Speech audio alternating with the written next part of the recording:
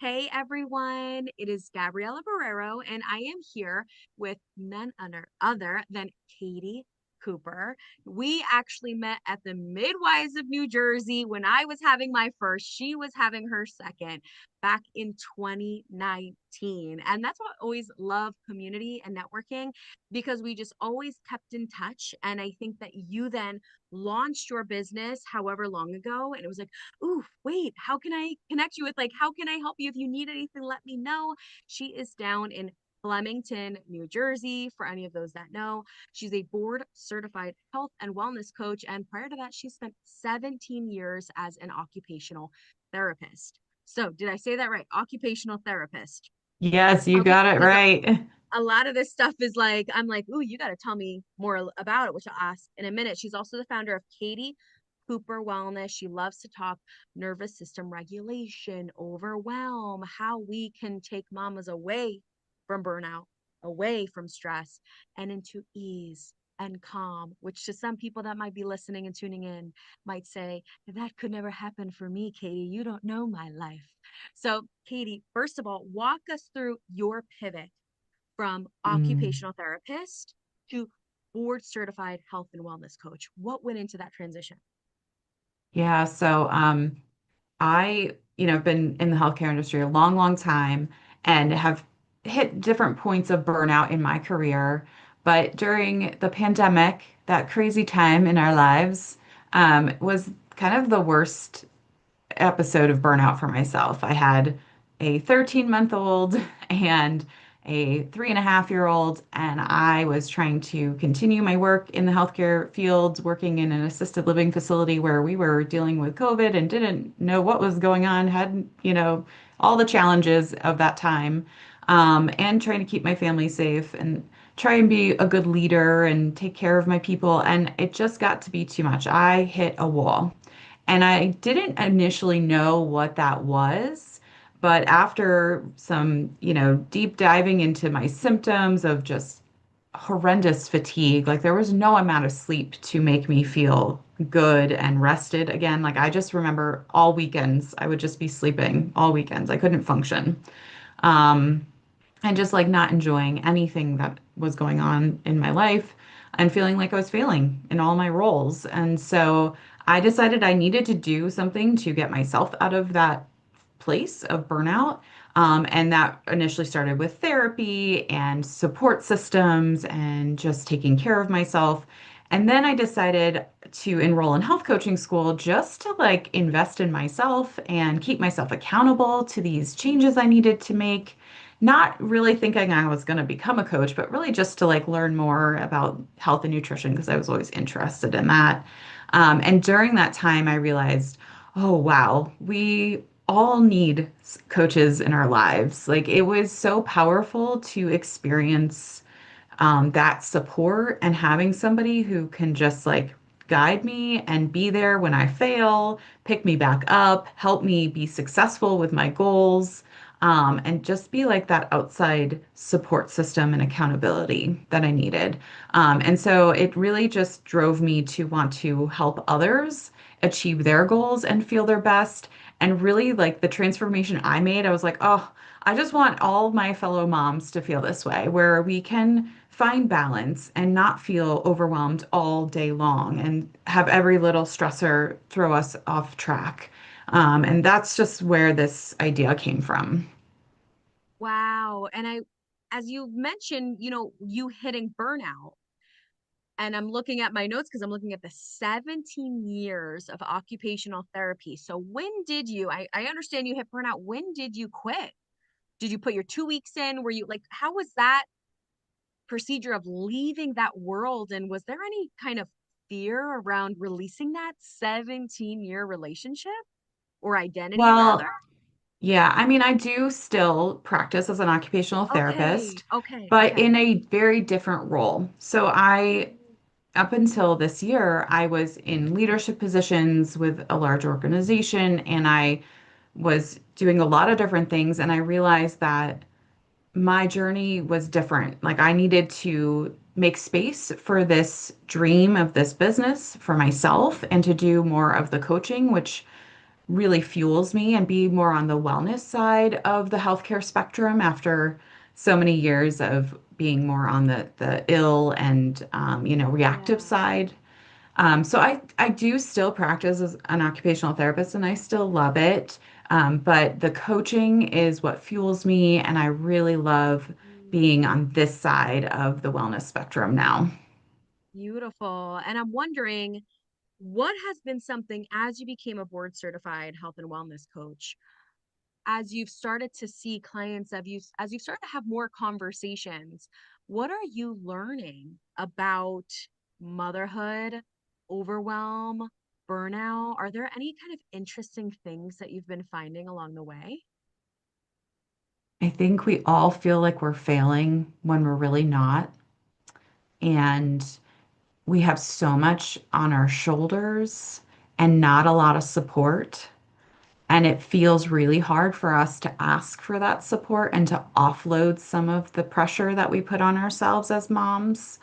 Um, and it's been really amazing to see this transformation with my clients when they do take things off their plate, when they do ask for help, and then they have some time to take care of themselves again, and they start to feel that energy and that passion come back and feel them like, oh, this this is new. This is different in my motherhood journey, you know.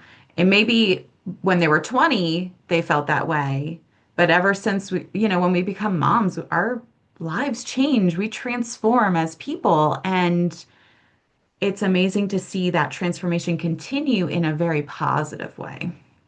And I think that nervous system regulation is such a buzzword in today's environment. And I find it so interesting because I never would have bet my money on that becoming a trend.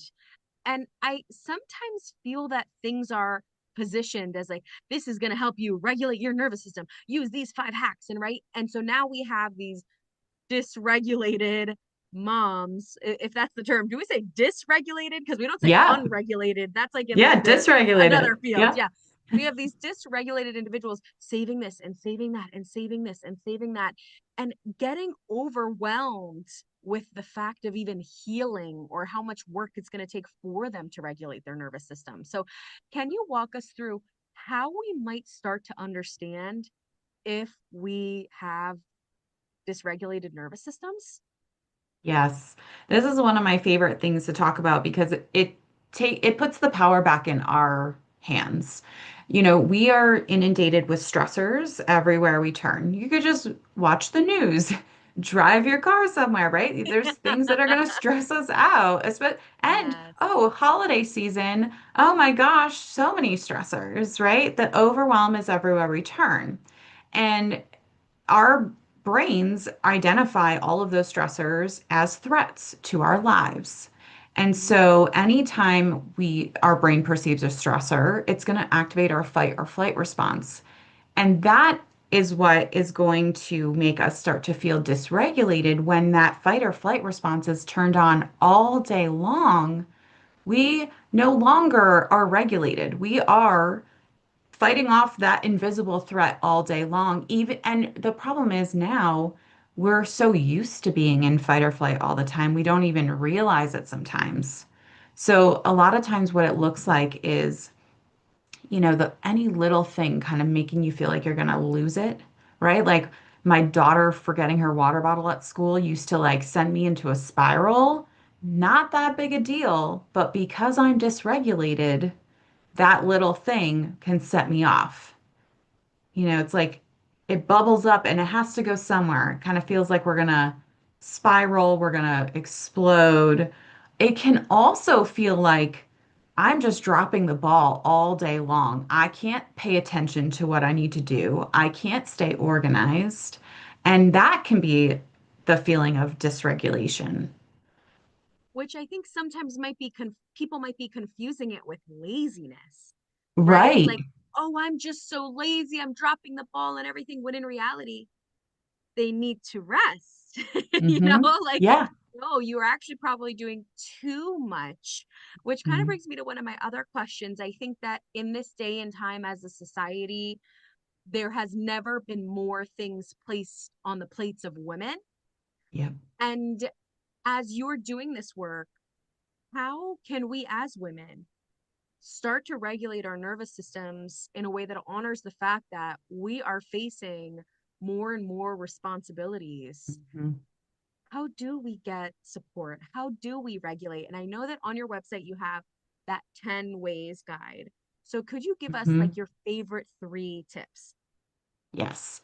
So it's about taking tiny moments in your day. So we're not adding a lot onto our plates. It's 2 minutes here, 20 seconds there, where we can just tell our brain that we're safe. And if you do that consistently, you will start to feel calmer. You'll start to feel like those little stressors don't send you over the edge as easily. And so the number one way to turn off our stress response is movement. So whether that's like parking the car a little bit further away and having an extra walk. Or one of my favorite ones is like when you get home and just that transition period of you're sitting in the car and like you don't really want to go in the house and you know that you're like tired and stressed, like just walk down the driveway and back a couple times, right? Take 5 minutes and move your body. That will tell your body that you're safe, your brain that you're safe, and will help to regulate. It could also be 5, 10 minutes of stretching before you go to bed, just like moving your body and just calming that nervous system. The second way that is the most effective to turn off our stress response is breathing. So, deep breaths. When we are in fight or flight, our breathing is very shallow and it's in our chest. But when we take a deep breath and we use our belly and our diaphragm, we're activating our vagus nerve and turning off our stress response very quickly. So even like 5 deep breaths can do it. But what I find is as women, we are so in tune with our to-do list and our mental load that just sitting there and taking a deep breath, we're still thinking about all the things on our mind. So you have to make it a little more complex. So my favorite one is like box breathing, where you imagine a box and so you can breathe up one side of the box for a count of four, hold for a count of four, breathe out for a count of four, hold for a count of four. So it makes it easy. There's four sides of the square of the box. Yeah. Everything's a count of four, and just do it 4 times. And that method, it shuts off the to-do list. Wow. The reason I'm laughing is because I know about the box breathing, but I was always confused as to like what to do around each one. So I remember one time I was like I just breathed in the whole time. I was like, how do people do this for so long? But okay, breathe in, Breathe, hold, hold, breathe out, out, hold. hold. Okay, the breathe Mm-hmm. out is key here. So the first one is movement, as you were Mm-hmm. saying, right? And that's why everyone is always saying movement is medicine. And then the Yes. second one is breathing. And so what would your Mm-hmm. third favorite one be? Ooh, I have to say a 20-second hug. So this is easy because it's only 20 seconds, and there's actually like a study that showed that in those 20 seconds our stress hormones reduce, our blood pressure comes down, heart rate reduces. Now, what I like to tell people is it has to be somebody that you trust and feel affection towards, so no strangers on the street. Yeah. Yeah, no strangers on the street or at an event or right, like someone that you know and have a relationship of Yes. some sorts with. Okay. Yes. So my husband is very good about counting those 20 seconds for me. And around like 10, 12 seconds, I start to feel my shoulders drop. I start to feel calmer. Trying to get my kids on board with it, but 20 seconds is a long time for them. You know what's so interesting is now as you say that, my middle son, who just turned 5 in November, he is definitely like I can kind of tell when he's dysregulated. You know, he's Mm. definitely seeks sensory, like just different kinds of things like hitting things or when he has energy he needs to release. Now my first is a girl. My Yeah. second is my son Elijah, and then my third is a 21-month-old. So he's just crazy to begin with. He's like a linebacker. But for my second, what I always aim to do whenever he can be in this big breakdown is to give him a long hug, like kind of squeezing gently and giving him kind of that tight place to be in, kind of like back in the womb and close to me. Hmm. And it always works, and not just for a little bit, but for a long time. Yeah. Just sitting there and hearing that breathing start to regulate again, sounding Hmm. a little less feral cat, a little more house trained cat energy. So that is so interesting. Three so simple ways that if you're someone, oh, and I think that's one of the questions. So that nervous system dysregulation, as you were sharing, you might Hmm. just be off a whim, right? It might not be anything all that much that just sets you off. Yeah. And you're right, you're just flying off the handle, you are kind of hard to ground. And it might also be because you're not taking time for yourself, right? Like I think that a lot of times it can be so hard for us to squeeze us in. So what do you have to say to the women that's like, all of this is great, Katie, but I don't have time for that in my schedule? Yes. So I hear that all the time. And like I felt it myself too, right? Like I am not Mhm. immune to the pressures of like everything on our plates, right? So it's about figuring out like where your time is actually going. And one of my favorite exercises I love to do with clients is have them actually write out what they do in their day from like the time you're scrolling on social media, the time you're making the kids' lunches, the time you're in the car, right? When you see it, Exposed. yeah, when you actually see it in front of you, there's probably time in your day that is being used in a way you don't want it to be used, or where you can make some shifts, or where you realize, you know what? It's time to outsource. I need help, right? So like all of that can be true. You can have time, you might not have time. And so I really like to dig in with my clients and figure out like, okay, what's your reality and what's going to work for you because there's no blanket solution for everybody. You know, our demands are different, our lives are different, our needs are different. And so you have to kind of approach it from a very individualized way. But that calendar, like, do it for like 3 days and really see where your time is going. And it might be very eye-opening for you. Because it's so interesting when we bring up things like the rise of entertainment and how we have televisions, which are such a brilliant invention, but the entertainment industry of podcasts and music, there's always something to keep you distracted. There's Yes. always something to entertain you, and I think it can be very difficult to unplug from that, Hmm. to unplug Yeah. and say, you know what, maybe I shouldn't watch that TV show tonight, which can kind of feel like a weird extremist thing to say. Yeah, because you need to go and take a walk. Yeah. You know, Yep. like we don't need to watch and binge watch all those podcasts. We need you to be okay. And that's it. Exactly. You might find yourself doing things like protecting your peace and protecting your time in ways that you wouldn't have imagined. But I always find myself that whenever I'm going to my TV, it's likely because I'm bored and I want to be Hmm. entertained. But Hmm. sometimes I'm not regulated, so I shouldn't be entertained. I should be taking care of my body first before I'm watching a show that has violence and action, right? That's just throwing my body right back into that fight or flight response. And then I'm crawling into bed to go to sleep. Exactly. You're hitting the nail on the head. It's exactly that. We're inundated with stimulation. And Yes. sometimes we just need to like shut it out and give Yes. ourselves a break. And it feels like the break is punishment, but it's not. It's really like it's hard in the beginning to shut those things off, right? Like when I talk to people about like taking a break from social media, right? It feels like you're disconnecting part of your body, right? Wow. But then after a couple days, like, oh, I feel so much lighter without that in my face all day. Yeah. Such a beautiful thing because there are so many gifts that we have in life. And there are sometimes when gifts no longer serve us. There are times when maybe we should go back to reading books. Maybe you should put down the Kindle. Maybe you should pick up a paperback, right? Maybe you should head to your local library and create interpersonal relationships with those in your community. That it's such a blessing, the online space that we have in these days, but it also comes with, right, with everything that has a pro comes with a con, which can means that we are probably the most disconnected, connected generation.